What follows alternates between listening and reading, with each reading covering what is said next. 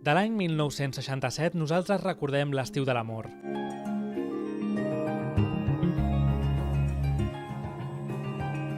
Del 92 als Jocs Olímpics de Barcelona. Però per a aquestes persones aquells són, a més, els anys en què es van col·legiar. Per celebrar que porten 25 i 50 anys amb nosaltres, el col·legi els va fer un homenatge l'1 de març. És una de les trobades emblemàtiques del col·legi. Fem un reconeixement a totes aquelles persones, a tots aquells col·legiats que han estat amb nosaltres, acompanyant-nos durant molts anys. Creieu en que és bo treballar plegats i és bo treballar des del nostre col·legi i pertànyer i estar orgullosos de ser. Perquè si som quasi 6.000 col·legiats, això dona potència, això dona força. Entre fotografies de familiars i amics, els col·legiats van rebre un diploma i una insígnia de plata o d'or.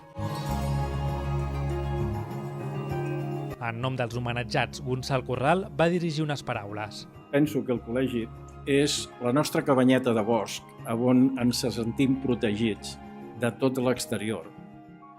I el degà va acomiadar els assistents. Volem continuar sent forts i ho som gràcies a vosaltres, perquè si vosaltres no existíssiu no hi hauria aquest col·legi. Per tant, molt agraït, primera per aquests 25-50 anys i segona per estar avui aquí.